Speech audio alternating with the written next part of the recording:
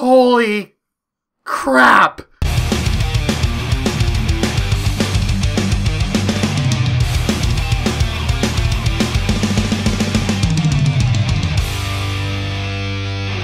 So I've been staring at my computer monitor for a good few minutes trying to summarize my thoughts on Devilman Crybaby.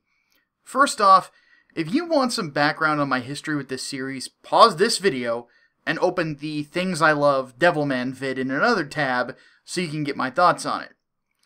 For this particular adaptation of the series, what I want to do is just put out my thoughts in a stream of consciousness instead of having any sort of real structure to it. Reason being is that my brain right now isn't capable of it. To put it simply, Devilman Crybaby is kind of a mindfuck. Okay, the most obvious part that I need to get out of the way, just to get it off my frickin' chest, is that this is one of the most sexual anime that I have ever seen. I'm not even kidding. In just about every episode of this series, there's a sex scene, there's a ton of nudity, or there's something along those lines in it. I think that's part of what made me feel weird about it as a whole. Something about the way that this series presents all of that made it feel so much more emphasized. Mostly because it seemed like the camera always put whatever nudity was on display front and center. And I'm sorry to say I felt as much as I will in this review, but the logical part of my brain just hasn't kicked in yet. If I could describe what it was like to be in the moment, it was like a busty woman grabbed me by the ears and pointed my head downward and said, "Look at the boobs! Look at them!" I have to admit, I'm a bit of a prude in real life. I'm perfectly fine with people doing whatever they want and dressing however they want. You know, I'm not going to infringe on your rights. I'm not that kind of guy.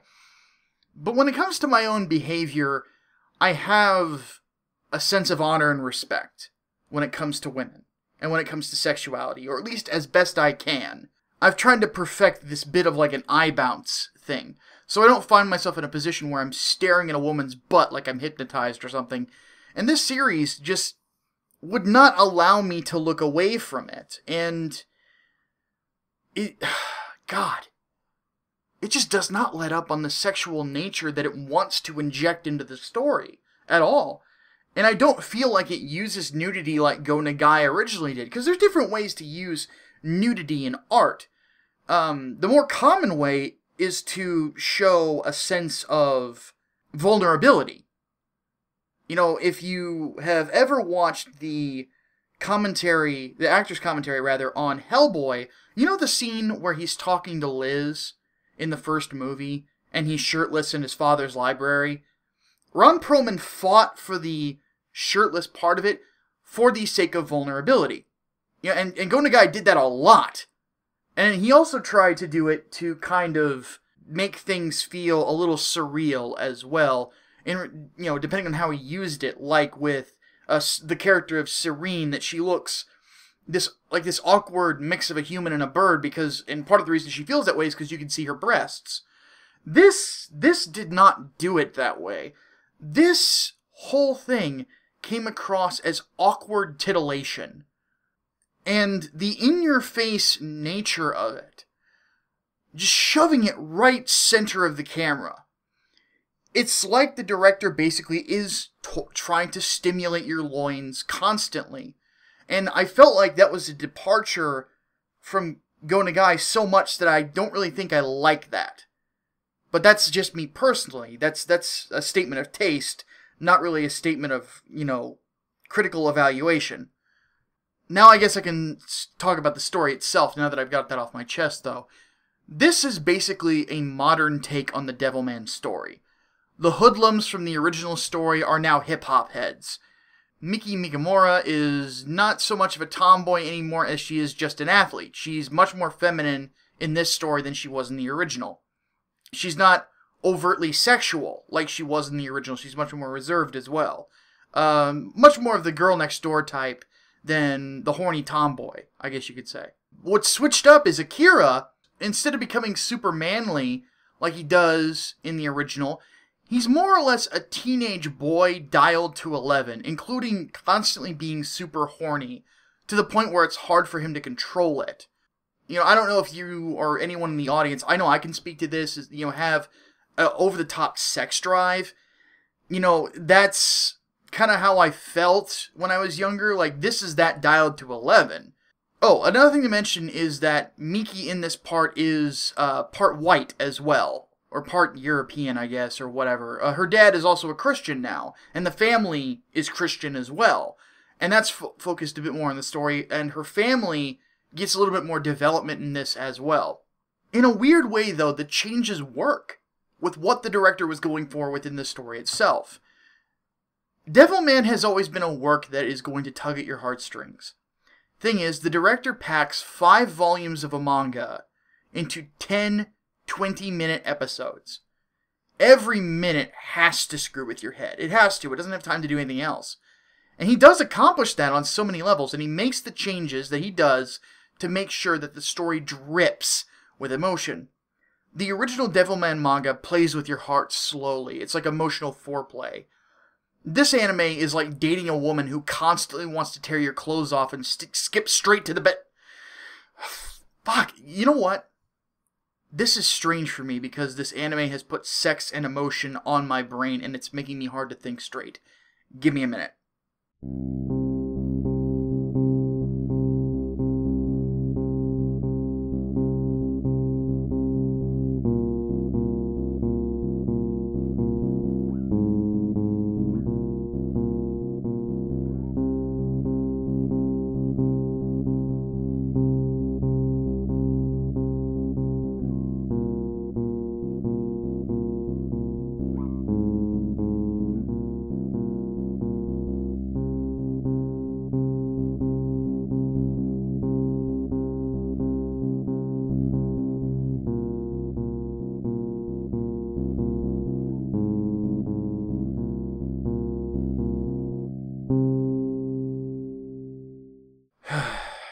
Okay, now I think I'm good.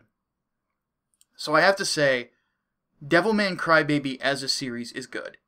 I also have to say that before you dive into it, you have to be ready for intensity. I think that if Devilman Crybaby wasn't good, it wouldn't have been able to evoke the response it got out of me, because I honestly do think that what my response was, that primal feeling, was what the aim of the direction was. Or rather, the aim of the director, I should say. There's supposed to be that primal response from the audience, because the story itself is very primal. The original story by Go Nagai is supposed to be about the nature of man and the nature of war. So it's dripping with sex and violence. And I use the word dripping so much because that's what it felt like. It was like I was given a glass of wine. High quality wine, the kind of dessert wine that touches your lips and you're just overwhelmed with how sweet it is. And that kind of wine, it was just given to me in a goblet, and it was flowing over the edges. And I just drank it all in one go. You're left not knowing if you want to make love to someone, or rip off someone's head.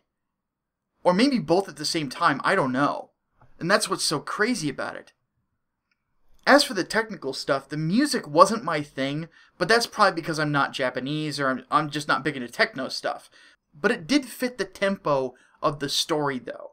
So, again, music's not something I would put in my iPod, but it's definitely a fitting soundtrack. The animation is not what I would call super detailed. It's more of an avant-garde feel more than anything, but it fits the primal and erotic nature of this series. It's like looking in on something otherworldly, and I didn't think it could work. It's definitely a big departure from the style of the 1970s that Go Nagai had in the original work. Voice acting was great, and the series right now is released completely dubbed in English, for those of you curious. The only true gripe I have against it is that it moves too fast. The story of Devilman should be broken down into multiple seasons, not put into 10 episodes.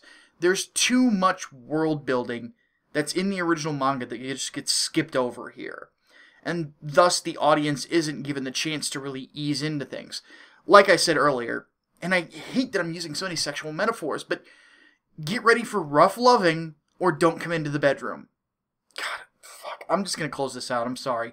I can't recommend Devilman Crybaby if you're not ready for an intense, erotic, and violent experience.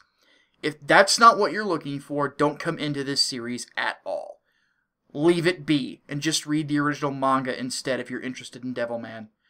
If everything I just said makes it sound super interesting, then I guess go ahead and watch it. This is just a series that is not for the faint of heart. Now, I am off to go take a cold shower and pray for my mortal soul. My name is Micah Curtis. I'll see you next time. I'd say Deus Vult, but I don't think God willed this sort of thing, so I'll just see you next time.